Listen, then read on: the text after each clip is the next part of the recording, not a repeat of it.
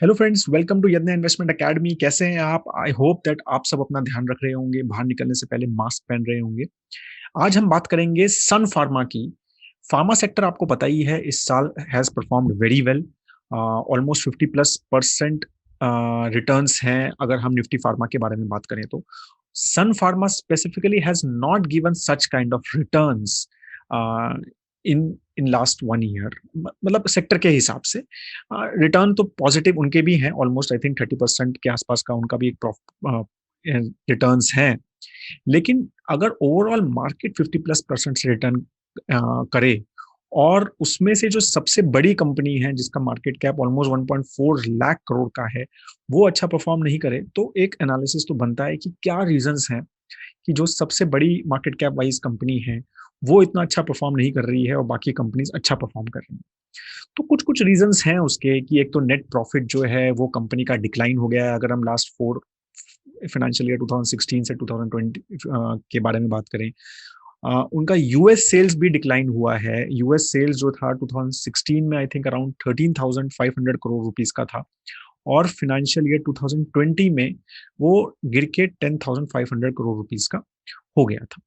तो ये सब रीजंस हैं कि जो परफॉर्मेंस इतना अच्छा नहीं रहा। अब हम यहाँ पर एक्चुअली थोड़ा सा और डीप जाएंगे और 5 मेजर रीजंस डिस्कस करेंगे कि सन फार्मा का स्टॉक जो है वो सबड्यूड क्यों है, इतना अच्छा परफॉर्म क्यों नहीं कर रहा, मार्केट एक्सपेक्टेशन से लो क्यों है, और क्या उम्मीद है क्या वापस आने की उसकी। तो पहला क्वेश्चन जो उसमें पहला पॉइंट जो आता है उसमें ये आता है कि सन फार्मा ने ना speciality drug franchise, speciality drug में बहुत ज्यादा इन्वेस्ट किया हुआ है।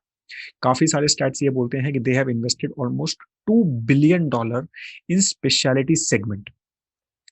और उनका सेल भी अच्छा था, मतलब अगर हम यूएस डॉलर के बारे में बात करें, क्योंकि स्पेशलिटी मेजरली वो एक्सपोर्ट ही करते हैं, तो ऑलमोस्ट उनका 429 मिलियन यूएसडी का सेल था फ्रॉम दिस स्पेशलिटी ड्रग्स।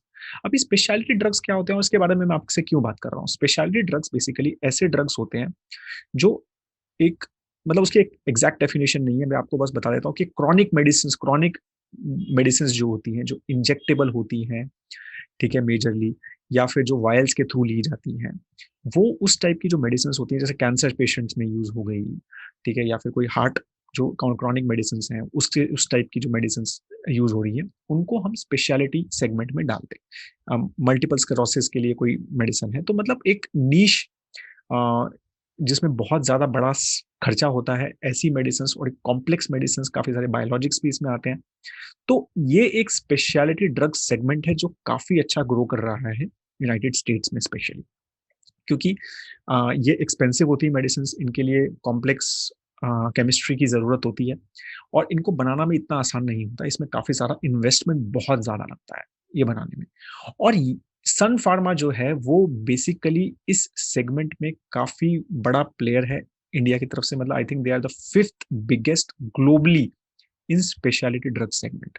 तो आप समझ सकते हैं। और उसके बाद अगर हम बात करें कि यही एक ऐसी कंपनी है जिनके एक्चुअली 9 प्रोडक्ट्स हैं जो यूनाइटेड स्टेट्स में स्पेशलिटी ड्रग्स में जो वहां पर बेचे जाते हैं या बिकते हैं।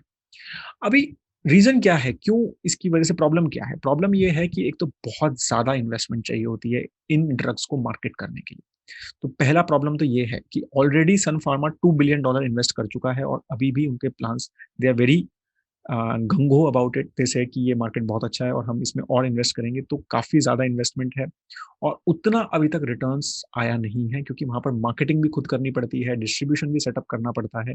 और United states obviously is the biggest health care market in the world with almost 45% share across the world, ठीक है। तो वो एक बहुत बड़ा मार्केट वहां पर हो जाता है। तो इसकी वजह से जो ये सेगमेंट, जबकि ये सेगमेंट जो है ये काफी एक फास्ट ग्रोइंग सेगमेंट है, लेकिन इसमें कंपटीशन भी काफी ज्यादा बड़े प्लेयर्स के साथ है जिनकी काफी बड़ी माइट है। और दूसरा, जो सन फार्मा जैसी कंपनीज हैं उनके लिए बहुत बड़ा इन्वेस्टमेंट है ये पूरा इंफ्रास्ट्रक्चर सेटअप करने का। तो दो, दैट इज अ काफी बड़ा रीजन है कि पीपल आर नॉट वेरी गंगो की बिजनेस जो है वो पता नहीं चलेगा नहीं, पर रिस्क फैक्टर बढ़ जाता है, ठीक है। तो ये फर्स्ट हो गया। सेकंड प्रॉब्लम है उनका, प्राइस इरोजन हुआ है। मतलब जो जेनरिक मेडिसिन हैं जो ये यूएस में बेचते थे, वहां पर अभी कंपटीशन बहुत बढ़ गया है। अगर हम 15-20 साल पहले चले जाएं तो जब जेनेरिक मेडिसिन क्या होती है आपको पता है ना, कि जब एक ब्रांडेड जो मतलब रिसर्च बेस्ड प्रोडक्ट का पेटेंट खत्म हो जाता है तो काफी सारे और लोग आके उसको बेच सकते हैं, तो वो जेनेरिक मेडिसिन बोलते हैं। तो अब जेनेरिक मेडिसिन जो हैं वहां पर वो उसमें कंपटीशन बहुत बढ़ गया है, बहुत सारी कंपनीज एंटर कर गई हैं वहां पे, और उसकी वजह से प्राइस जो है वो काफी कम हो गए हैं जेनेरिक मेडिसिन के, मार्जिन काफी थिन हो गए हैं एज कम्पेयर टू पहले। पहले क्या होता था कि अच्छा खासा फिर भी मार्जिन काफी अच्छा था। तो अब उसकी वजह से वहां पे एक ओवरऑल सेल पे इम्पैक्ट हो रहा है सन फार्मा की, और ओवरऑल मतलब मेरे को लगता है कि सन फार्मा का ही रीजन है ये रीजन तो सबके लिए है। थर्ड इनका इंपॉर्टेंट जो रीजन है वो है कि आपको पता है ना कि सन फार्मा फेमस है इस कंपनी क्योंकि दे बाय आउट करते हैं जो बहुत अच्छा नहीं चल रही है, ऐसी कंपनीज को बाय आउट करते हैं जो बहुत अच्छा नहीं चल रही है, जो प्रॉब्लम्स में है, और उनको टर्न अराउंड स्टोरीज क्रिएट करते हैं। तो दैट इज देयर मेन जो है इनका डिफरेंस हमेशा सन फार्मा का रहा है कि काफी सारी companies they acquire and then they, उसमें से एक कंपनी रैनबैक्सी इन्होंने जो इंडिया की बहुत स्ट्रॉन्ग फार्मा कंपनी थी, उसमें काफी सारे गवर्नेंस इशू है, I am sure everyone knows about it. इन्होंने लास्ट में एक्वायर किया उसको और फिर ट्राई किया, लेकिन बहुत इजी नहीं रहा, बहुत कॉम्प्लिकेटेड रहा है वो इंटीग्रेशन रैनबैक्सी का और सन फार्मा का। उसमें अभी भी बहुत सारा इश्यूज हैं क्योंकि काफी सारे ओवरलैपिंग ब्रांड्स भी हैं, और काफी सारा बहुत बड़ी कंपनी थी रैनबैक्सी भी, बहुत बड़ा उनका सेल्स फोर्स था। ठीक है, तो उसमें इश्यूज अभी तक हैं और वो बिल्कुल सॉर्ट आउट नहीं हुए हैं, जबकि आई थिंक 6 ईयर्स हो गए हैं ऑलमोस्ट वो एक्विजिशन हुए हुए। तो वो एक थर्ड एक बहुत बड़ा रीजन है। फोर्थ उनका एक रीजन है कि उनके अभी भी क्वालिटी कंप्लायंस इश्यूज चल रहे हैं। एक इनका गुजरात में हलोल करके एक जगह है, वहां पे एक काफी बड़ा प्लांट है जिसमें से almost I think 10% of their revenue का जो सेल होता है वो उस प्लांट से होता था। लेकिन वो प्लांट ऑलमोस्ट 2-3 साल उसमें वार्निंग लेटर आया एफडीए का, बंद रहा, फिर उसके बाद भी उसमें कुछ ना कुछ ऑब्जर्वेशन चल ही रहे हैं, मतलब वो अभी तक क्लियर नहीं हुआ है।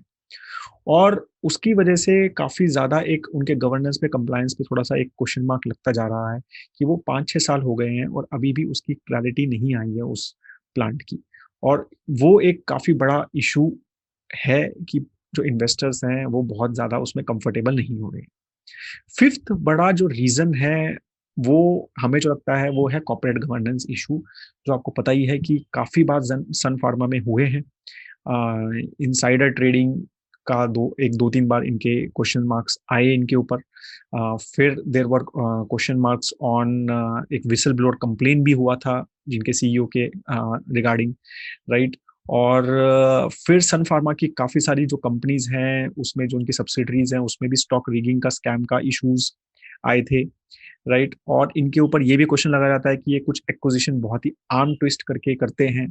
तो मतलब हमेशा ही लास्ट स्पेशली लास्ट 4-5 ईयर्स में सन फार्मा के ऊपर कॉर्पोरेट गवर्नेंस के इश्यूज काफी ज्यादा मंडराते रहे हैं, और इनसाइडर ट्रेडिंग के भी इश्यूज रहे हैं।